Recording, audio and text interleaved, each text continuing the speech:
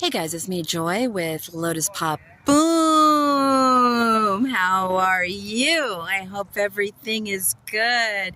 Hey guys, check it out. I am enjoying a beautiful day here at this park.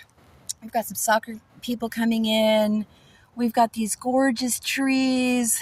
We have blue skies. We've got sunshine. Oh my goodness. As you know, it's my favorite. Anyway, hey guys, okay, I gotta show you because it's just such a fun day. So I put my hair up in this really fun, cute little bow, and I'm wearing this really cute skirt from H&M, and I've got my little black sandals on. But this is so fun. This dress is, I mean, it's like how can I say?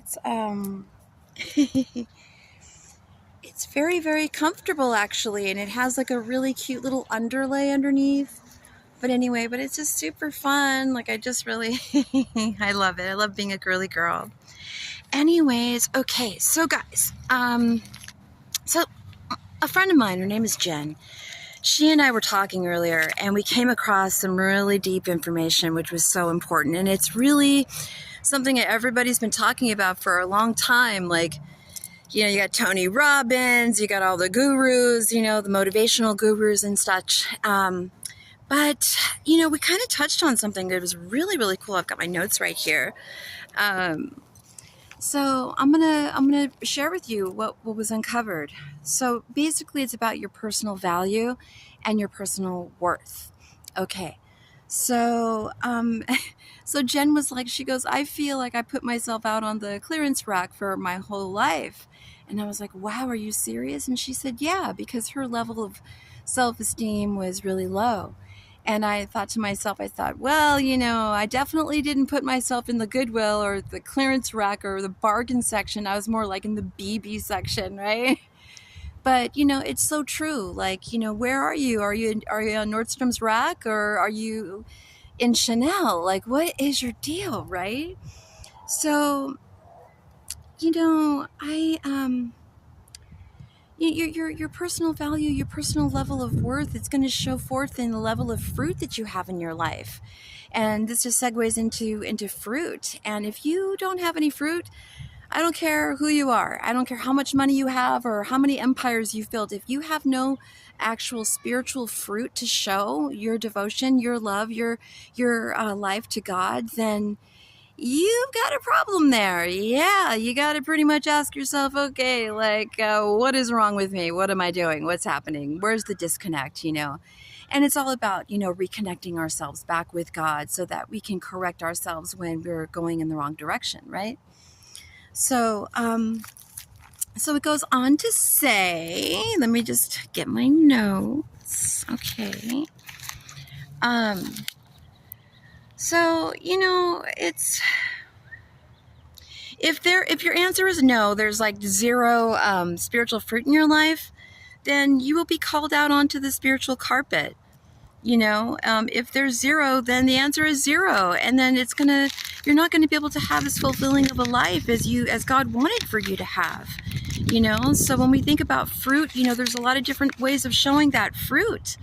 You know, for many of us, and it depends on how you practice, or it depends on how you devote yourself to God. You know, a lot of people in the church, for example, like they like to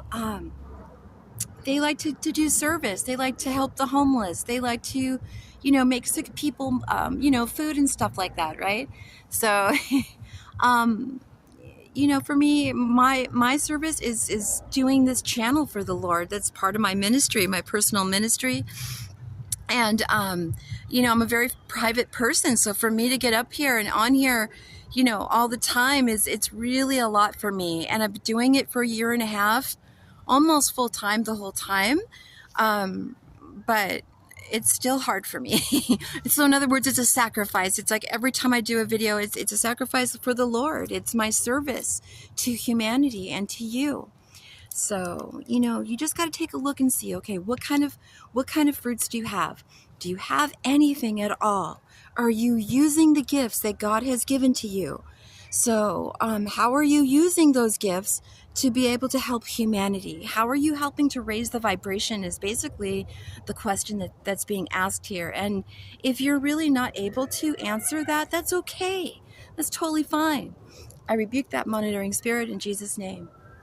You just got to start thinking about it and ways that you can give back, because God will ask you one day. There's this thing called the parable of the talents.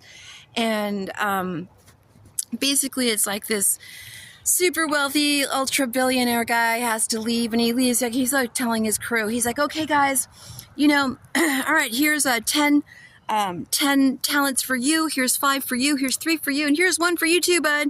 Okay, just have at it, and I'll be back. And I don't know when I'm going to be back, but when I do get back, I want to see what you did with it. And they're like, okay, yes, sir, Well, then he comes back all those years later, 10 years later, say. And the guy that he gave, or the person that he gave the 10 talents to, says, oh, look, master, I multiplied it by 3,000. You have all this money. Thank you so much. The second guy, he's like, what did you do with it? Well, I started a little fishing business, and it's doing pretty well. It's helping to feed a lot of people. Good job. And then the last one was, he's like, dusting off the talent, the coin, and he's like, here you go. Here's your talent back. And the Lord's like, it's supposed to be like the Lord. He goes, you wicked and evil servant, you did nothing with the money that I gave to you. You gave nothing with the talent that I gave to you. You just buried it and you didn't do anything with it. Okay, you're going to have to deal with your situation, and it's going to be not very pretty. So there's punishment for that. If we don't use our talents, then we will be judged for that. Just like how people use their talents for evil, they're going to be judged for that too. Just like people who, I got to show my little skirt again. Just like people who use their talents for good, they're going to be rewarded for that. The whatever you reap, you sow, right? So the main point is we got to start using our talents.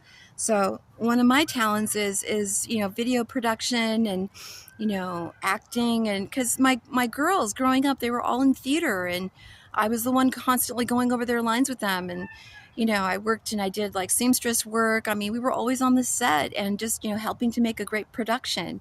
And my background was Sony and everything. I was doing administrative work there back in the day when I was like 30, before I got married. Anyway, the thing is, we have to start using our talents, okay?